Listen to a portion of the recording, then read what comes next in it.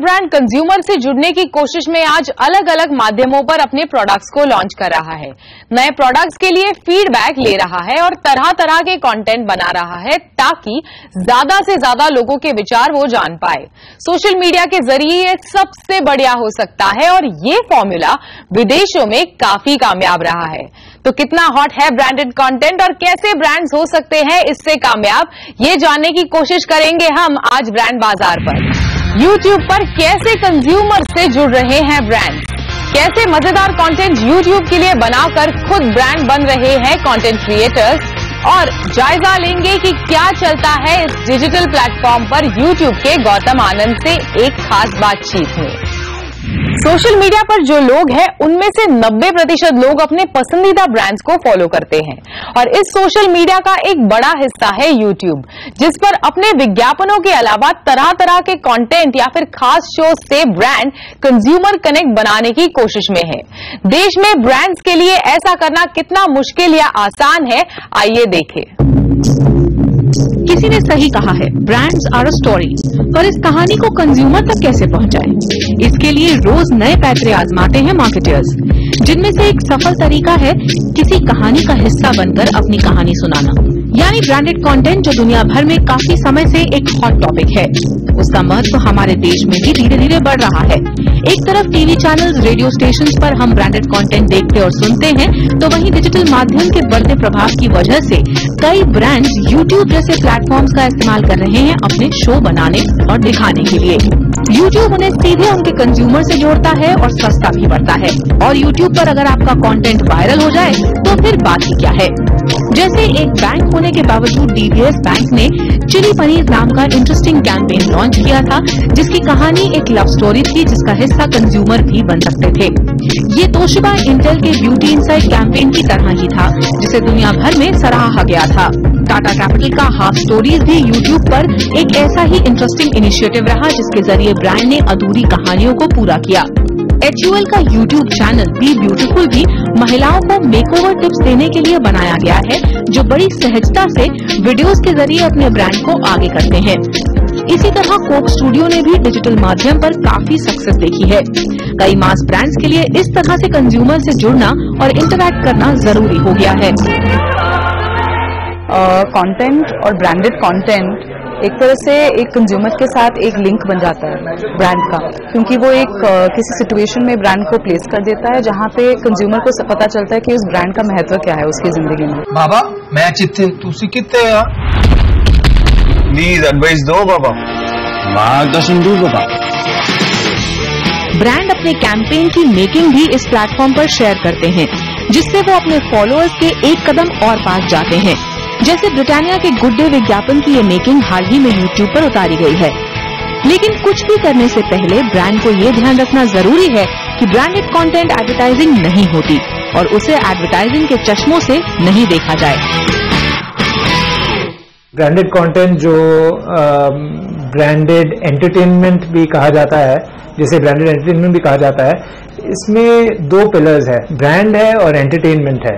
And I think that अगर हम इसे ऑब्जेक्टिव रखें कि the scale should be tipped in favour of entertainment rather than brand, then you arrive at a win-win situation for everyone. अगर दूसरे ओर पे जाए और ज्यादा ब्रांड की तरफ जाए तो थोड़ा लूज सिचुएशन हो जाता है, क्योंकि branded content unlike advertising is content that consumers and audiences want to consume, क्योंकि उन्हें क्या मिल रहा है, या तो information मिल रहा है, या education मिल रहा है, या entertainment value मिल रहा है। ये बात ब्रांड धीरे धीरे समझ भी रहे हैं और अपने कंटेंट में जबरदस्ती ब्रांड को फिट करने की कोशिश नहीं कर रहे। तो YouTube हमारे लिए दिस इज एक इंगेजमेंट प्लेटफॉर्म पहले है एंड एक एडवर्टाइजिंग प्लेटफॉर्म बाद में है।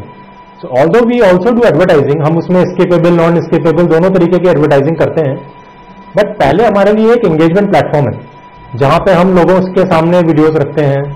और हम सिर्फ अपने ही वीडियोस नहीं रखते हैं, हमारे कई सारे ऐसे कॉन्टेस्ट होते हैं जहां पे लोग आते हैं, पार्टिसिपेट करते हैं और उनके भी वीडियोस हमारे यूट्यूब पे जाते हैं, हमारे चैनल पे जाते हैं, जो कि बहुत ज्यादा पसंद आते हैं लोगों को।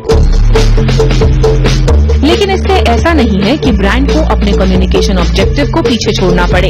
कई एक्सपर्ट्स का मानना है कि टीवी और डिजिटल एरा में एक सबसे बड़ा फर्क है कि आज कंज्यूमर समझदार हो गया है और वो ब्रांड से जुड़ रहा है, लेकिन आंख बंद करके उन पर विश्वास नहीं कर रहा। ये हम नहीं भूल सकते हैं कि ये एक पीस ऑफ कम्युनिकेशन है at the end of the day from a brand's perspective, but there are definitely ways कि हम ब्रांड के कम्युनिकेशन ऑब्जेक्टिव को एड्रेस कर सके and at the same time not compromise on the content value. लेकिन ये नहीं हो सकता है कि हम एक एपिसोड या 2 एपिसोड में ये कर सके। तो brand should not look at it from the perspective of कि ये मैं 22 मिनट्स का एपिसोड बना रहा हूं, इसमें मेरे 5 मेंशन होने चाहिए, ऐसे नहीं देखते हैं इसको। एक्चुअली कैसा देखना चाहिए कि अगर 13 एपिसोड्स का एक सीजन है तो पहले एपिसोड के शुरू से लेकर 13वें एपिसोड के अंत के बीच में क्या ट्रांसफॉर्मेशन हो रहा है। Is it that for example if it is about creating more likeability for the brand, क्या ये जो मेरी ऑडियंस है, हमारी कोर टारगेट जो है ऑडियंस में, इन्हें ये इम्प्रेशन इनके बीच में ये इम्प्रेशन क्या इंक्रीज हो रहा है, लाइकेबिलिटी फैक्टर इंक्रीज हो रही है कि नहीं। लेकिन इसमें आई गेस एक तरह से एक ब्रांड की आवाज खरी निकलनी चाहिए, और वो ब्रांड की आवाज खरी तब निकलती है जबकि वो ब्रांड के वैल्यूज बहुत दिनों से उसी चीज के बारे में है। जैसे हमने हमेशा अंडरडॉग को सपोर्ट किया है। Pepsi was always about the underdog. Pepsi is also always been about being a brand जो कि जो चीजें हैं जो शायद हम सोचते हैं लेकिन वो हंसी मजाक में कह के एक बड़ी फिलॉसफी को सामने लाते हैं। And I think Pepsi MTV Indies also is a huge platform, और ये पूरा चैनल है 24 आवर चैनल जो कि अब I think more than 25-28 million house holds में पहुंच चुका है। So it is a huge platform for content. Brands काफी कुछ कर सकते हैं अगर वो सही इनसाइट्स पर काम करें और उसी के इर्द गिर्द अपना मैसेज भी तैयार करें, जिससे वो अपने और कंज्यूमर दोनों के लिए वैल्यू क्रिएट कर पाएंगे। YouTube पर कंटेंट डालकर उसे दूसरे माध्यमों के जरिए प्रमोट करें ताकि कैंपेन को ज्यादा से ज्यादा लोग देख सकें। ब्रांड बाजार में अभी वक्त है एक छोटे से ब्रेक का, और आगे जानेंगे कौन सा कंटेंट आज पॉपुलर है YouTube पर। एक तरफ बड़े बड़े चैनल्स और एंटरटेनमेंट से जुड़ी कंपनियां YouTube पर अपना कंटेंट शेयर करती हैं, दूसरी तरफ कई इंडिपेंडेंट कंटेंट क्रिएटर्स हैं जो लोगों का मनोरंजन करते हैं, और जैसे जैसे इनके फॉलोअर्स बढ़ते हैं ब्रांड्स इनसे जुड़ने लगते हैं। अभी तक हमारे देश में फिल्म और टीवी स्टार्स थे, लेकिन अब YouTube सितारों की नई कैटेगरी है जो लोगों में लोकप्रिय हो रही है। The viral fever all India Bakchod कुछ पहले इंडिपेंडेंट कंटेंट क्रिएटर्स हैं जो लोगों में काफी पॉपुलर हो गए हैं। इनके पास 10 लाख से ज्यादा सब्सक्राइबर्स हैं। ब्रांड बाजार ने जानने की कोशिश की कैसे करते हैं ये लोग काम और कैसे होते हैं हिट। इंडिपेंडेंट कंटेंट क्रिएटर्स या फिर वीडियो ब्लॉगर्स तेजी से हमारे देश में बढ़ रहे हैं। ये युवा एंटरप्रेन्योर्स काफी पॉपुलर भी हो रहे हैं। कई बड़े ब्रांड्स इनसे जुड़ रहे हैं। ये किसी भी तड़कते फड़कते टॉपिक को उठाकर वीडियोस बनाते हैं और तुरंत अपलोड करते हैं। My little puppy, my muffin, I love you. Say I love you. Say I love you.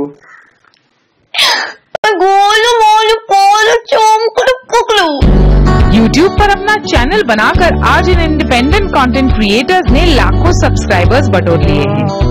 दुनिया भर में म्यूजिक, फूड, ब्यूटी जैसे विषयों पर वीडियोस बनाने वाले कंटेंट क्रिएटर्स काफी तेजी से सक्सेसफुल हो रहे हैं। हमारे देश में कॉमेडी काफी तेजी से जोर पकड़ रहा है। लोग इतना करप्ट लोग है ना, इतना करप्ट की बात है। AIB, being Indian, the viral fever जैसे चैनल्स को लोग पसंद कर रहे हैं। हाँ तू स्पीकर पे है। हमने the viral fever online network चालू किया तो सिर्फ 4 लोगों की टीम थी, और उस समय हमारा इंटेंशन सिर्फ अच्छे कंटेंट बनाना और हमारे ऑनलाइन नेटवर्क को स्ट्रांग करना था। लेकिन धीरे धीरे ग्रो करने के बाद आज 3 साल बाद ऑनलाइन नेटवर्क में 60 लोग हैं जो कि सब कुछ इन हाउस होता है, तो वो प्रिटी मच एक छोटे से टेलीविजन चैनल की तरह वर्क करता है। YouTube चैनल बनाकर उस पर एक सेलिब्रिटी की तरह चमकना आज बहुत मुश्किल नहीं है, अगर आपके पास कुछ अलग कला है लोगों को अपने साथ बांधने की। देश में तेजी से उभरते इस ट्रेंड की वजह है गांव-गांव तक पहुंच रहे स्मार्टफोन, जिनसे लोग कम खर्चे में अच्छी क्वालिटी के वीडियोस बना सकते हैं। Thank you for listening. Popular होने के अलावा ये कंटेंट क्रिएटर्स YouTube के पार्टनरशिप प्रोग्राम के तहत और स्पॉन्सर्स के साथ मिलकर अच्छी खासी कमाई भी कर सकते हैं। हमारे लिए दो चीजें बहुत इंपॉर्टेंट रही हैं आज तक। वन इज ब्रांड स्पॉन्सरशिप, जो कि एक बहुत ही नॉर्मल कॉमन जरिया है मोनेटाइजेशन का, and second is the YouTube revenues and other platform revenues. But television की तरह I think TVF online television का भी जो मेजर शेयर ऑफ रेवेन्यू है वो ब्रांड स्पॉन्सरशिप से ही आता है।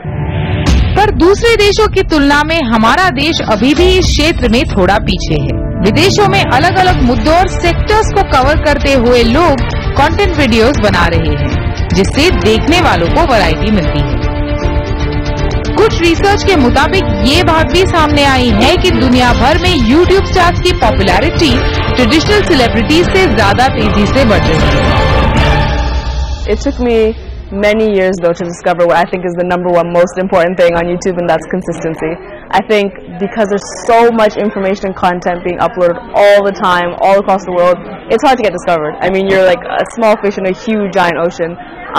So you have to be consistent. That way if you post a video and someone misses it, they have 300 other opportunities to find your content. And that's something I learned, which is why I don't think I gained my success until I put myself on that schedule of twice a week you'll see a video from me. Because prior to that I was just very spontaneous with my videos and I didn't see any type of pattern of growth. But now that I'm consistent, I see that pattern of growth. So I think consistency definitely. I think it's a smart thing to make sure your content's positive to a certain degree. I mean, if you have offensive content, it's probably not going to do as well. So consistency, and I think to be a YouTube personality, so similar to what I do, I think you have to be relatable. Why are all Indians obsessed with big things? इनकी बढ़ती appeal और जनता पर इनका प्रभाव देख कई brand independent content creators के साथ जुड़ रहे हैं। फ्लिपकार्ट से लेकर स्नैपडील, लैक्मे, एयरटेल, मिंत्रा कुछ ऐसे मार्केटर हैं जो कंटेंट क्रिएटर के साथ मिलकर अपना कंटेंट बना रहे हैं। पर YouTube की पॉलिसी के हिसाब से क्रिएटर्स अपने कंटेंट के बीच विज्ञापन नहीं डाल सकते, इसलिए अब इन्होंने नए अंदाज में ब्रांड को कंटेंट का हिस्सा बनाने की कोशिश की है। ब्रांड बाजार में भी वक्त है एक छोटे से ब्रेक का। आगे बातचीत YouTube के गौतम आनंद से। Welcome back.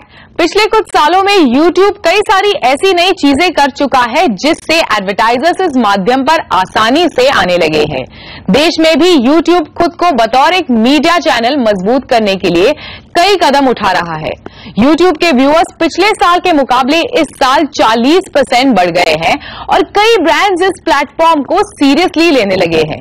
क्या है YouTube के देश में प्लान्स, इस पर मैंने बात की YouTube के गौतम आनंद से। Gautam, welcome to the show.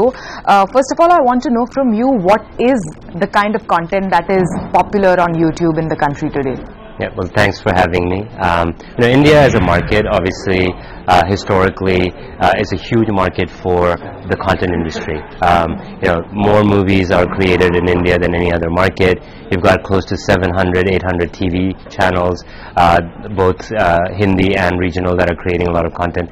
So historically, we've had, our partnerships have been focused on a lot of that traditional media. And I think India is one of those markets where we've got tremendous coverage when it comes to movies, thousands of movies that we have available, over 20,000 hours of television programming in multiple languages, pretty much all of Bollywood music. More and more we're going into regional content as well and doing those partnerships. But what's most interesting to me is that you're starting to see this next generation of creators emerge here in India as well, across different genres. So comedy with guys like TVF and AIB, fashion and beauty with folks like Sherry, food with Vashef and a lot of other food channels that are succeeding and getting global audiences and fans from here. Sticking to the same point, speaking about different kinds of content available on YouTube, it's very food, comedy, music, fashion, that centric. What are you doing to get more genres to this platform? Look, I mean, I think, we work very closely with creators, obviously, but it's really the creators that are experimenting with different types of content, figuring out what audiences they can find. You know, what's really unique about YouTube is that given that we have over 1 billion users globally, you can actually create very niche programming, and that will find an audience somewhere. That will find fans somewhere. So, the genres will evolve.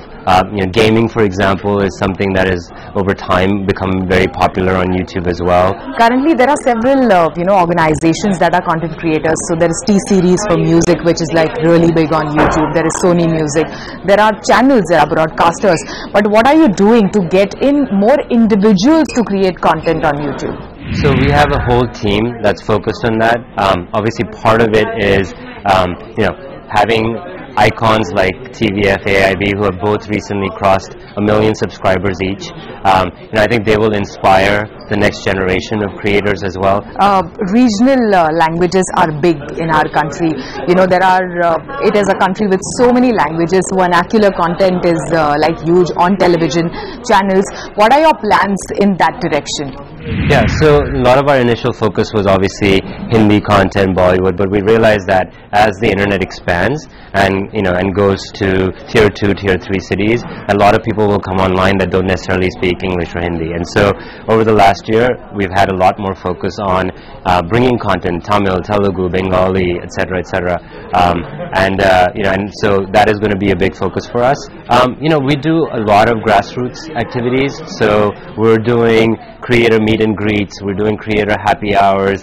This FanFest is a great example where we have a creator academy where 200 creators from around India will be here to learn not just from our team on best practices, how do you program a channel, what kind of content works, but also to learn from all these global creators that have been able to very successfully grow huge audiences. Yeah, branded content has suddenly become big in the country. There are so many brands that are, creating content on YouTube. But still, there is a struggle as far as creating content on YouTube, which has to be really big on entertainment and, pushing their brand forward in that content. So are you working with the brands so that, they better on this platform as far as branded content is concerned? Yeah.